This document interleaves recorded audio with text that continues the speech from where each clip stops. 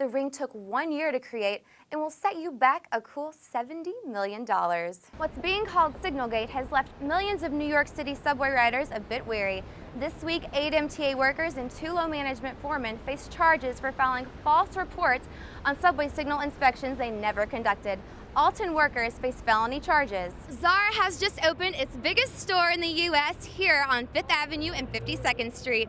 This store will display a new retail concept, emphasizing intimate boutiques within the layout of a larger store.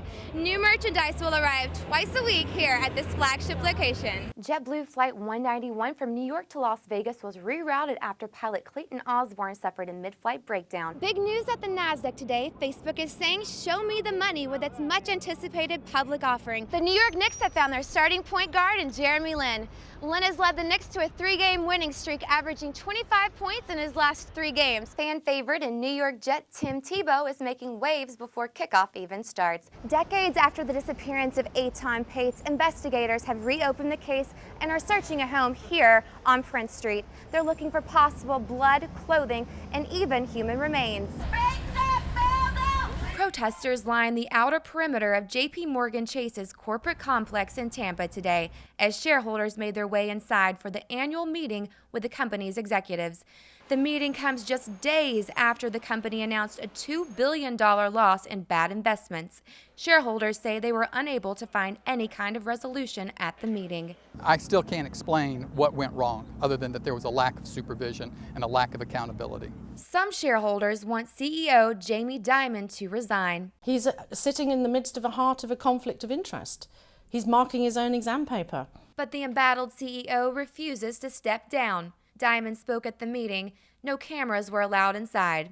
The bottom line is that however unfortunate this incident is, we want to do what we always do: admit our mistakes, learn from them, and fix them. The incident has prompted both politicians and the Obama administration to push for tighter regulation of Wall Street. It's one of those things that's clear that they were betting like you would do at the crap table in Las Vegas. We'll take a look at what kind of action is required legislatively, if any. Top executive Ina Drew has resigned from her position here at J.P. Morgan in the wake of the scandal. 2 traders in London have also left their jobs. Federal agencies and Congress plan to investigate what led to the massive losses. In Manhattan, I'm Kimberly Odom. Large crowds in New York City show their appreciation as the shuttle Enterprise, riding piggyback on a jumbo jet, circled the skyline.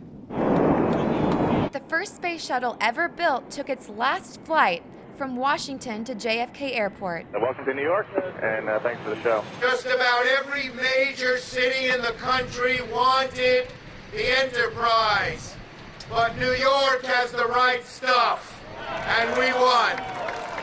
So we say, welcome Enterprise, you're going to love it here in New York. The shuttle will make its new home at the Intrepid Sea, Air and Space Museum in Manhattan. Visitors can't wait to see it. They've decommissioned the space shuttle, so not a lot of them exist, and this is one of the last ones remaining. That's beautiful. Museum officials are also thrilled, even though Enterprise never actually flew into space. Enterprise is so important to history. And when I found out we were getting Enterprise instead of one of the ones that went into space, I think I was one of the first ones that went, yes, this is the cool one. The shuttle is expected to bring an additional 1 million visitors a year to the Intrepid Museum, perhaps inspiring the next generation of astronauts. Going to see what's inside and what the astronauts get to do. The invited guests at JFK to witness the landing included actor Leonard Nimoy, best known for playing Mr. Spock in the Star Trek series.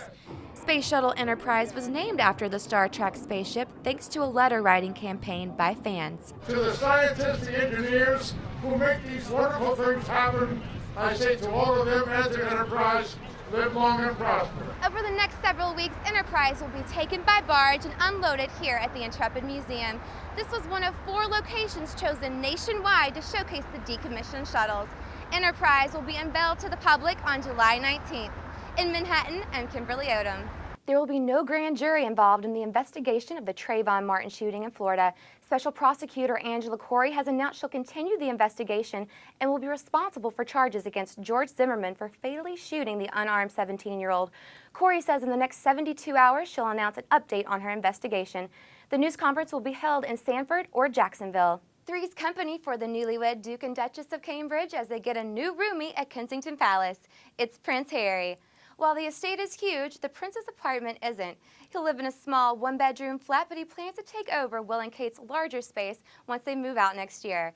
Prince Harry settled into his new digs shortly after returning from his first tour of duty on behalf of the Queen.